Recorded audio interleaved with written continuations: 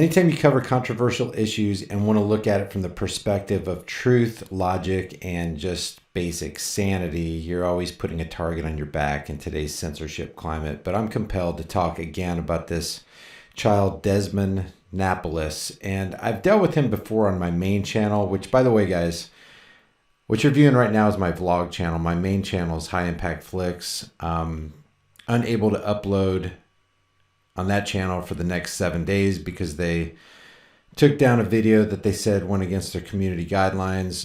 It didn't, and I've got a video about that. I'll leave that link in the description below if you want to take a look at it. But this is from the Daily Wire. It says, Converse launches LGBTQ plus shoe line featuring child drag queen. Who would have ever thought that we live in a day and age where a parent lets their kid be a child drag queen? You know all the sexual connotations that go along with that occupation.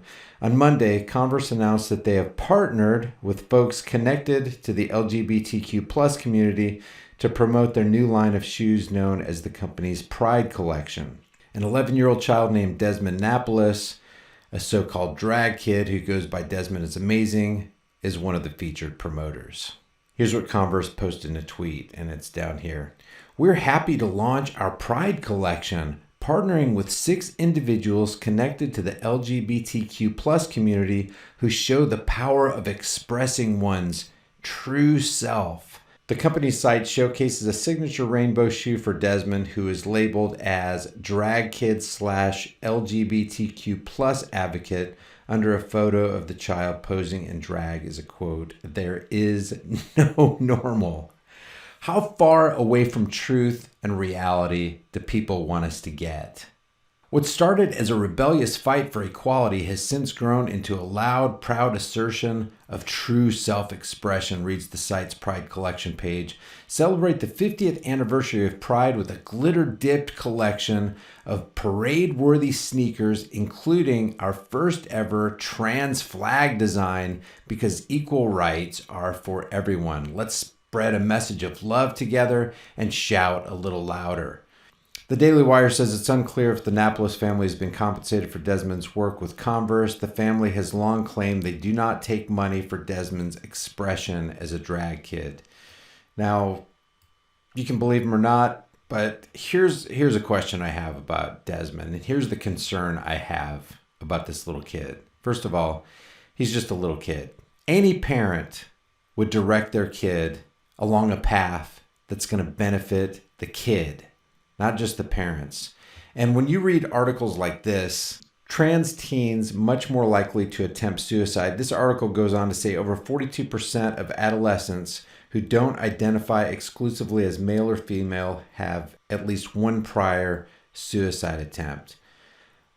From what I've seen, most of the people who are coming out against the parents and the way they're treating or allowing their kid to just take whatever course the kid wants, it's along the lines of concern for the kid. Not only the kid as he is right now, but as he will be in the future. The parents have had Desmond. I'm going to play just a little clip right here. They've had Desmond. I'll tell you what, I'll just play this and talk over it because it's playing Gwen Stefani's song and I don't want to get a copyright strike. But they have him in this gay bar where this guy just handed him a dollar bill like you would hand a female adult stripper money. I don't understand from a parent's perspective, and I'm a parent of 5 kids. I don't understand from a parent's perspective how you could possibly put your kid out there like this. This to me, and a lot of people say this, let me just say this. Forget about my opinion. The opinion of a lot of people are, this looks like child exploitation. Look at this guy right here. How can you look at a kid like that? How can you look at a kid like that? Let's just see if we can get some more crowd expressions. Handing him money. A lot of people are saying this is child exploitation. Why would a parent put their kid out there like this? And then there's this. You know who this guy is right here? I'm going to turn the sound down on this. It's just disgusting what they're talking about. This is Michael Alig. Who's Michael Alig? And this guy's name is Ernie Glam. Let's check this out. This is from the Village Voice. This is an article that was done a little while ago. Does the name Michael Alig mean anything to you? He was briefly famous in the early 1990s as a New York club kid. His star flamed out when he murdered a guy.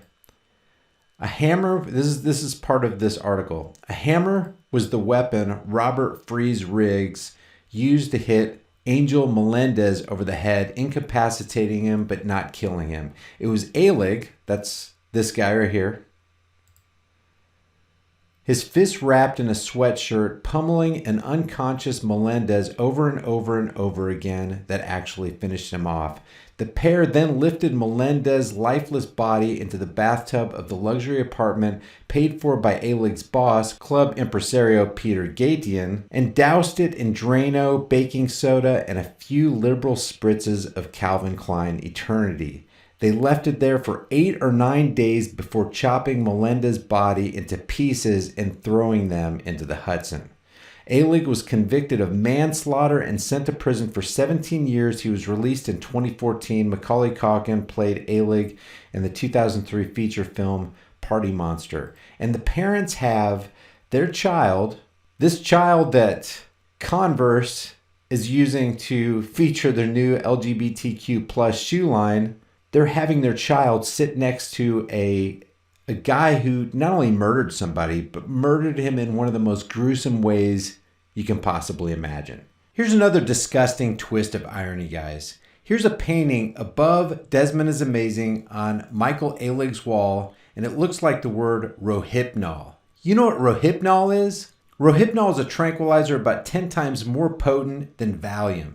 Users crush the pills and snort the powder, sprinkle it on marijuana and smoke it, dissolve it in a drink, or inject it. Rohypnol has been used to commit sexual assaults because it renders the victim incapable of resisting, giving it the reputation of a date rape drug. And here it is, hanging above Desmond is Amazing's head on the wall. And I don't know what this is because I haven't seen the rest of the painting, but this looks like the feet of a little kid as they're jumping rope. So you got a little kid jumping rope with Rohypnol, the date rape drug, above Desmond is Amazing's head in the apartment of Michael Alig, a convicted murderer. Absolutely disgusting. And it literally leaves you speechless when you see things like this. And you see things like this, and then you see Converse using him as a poster child for their new shoe line. It leaves you speechless. So if I say any more, I'll probably get another community guideline strike on this channel. And I'd rather just ask you guys, what do you think about this? Leave your thoughts about this for the world, the Google Thought Police, and everybody that thinks it's okay to lead a child down a path where he's 42 times more likely to commit suicide than the normal population in the comments section below. If you guys enjoy these videos, be sure to subscribe to the channel, hit the bell notification icon, give it a thumbs up, and share it with everybody you know. Also, check out over 100 hard-hitting designs in the shirt store, and if you want to support more content, hit me up on Patreon or PayPal. All those links will be in the description and in the pinned comment. I'll see you guys in the next heavily censored shadow ban video.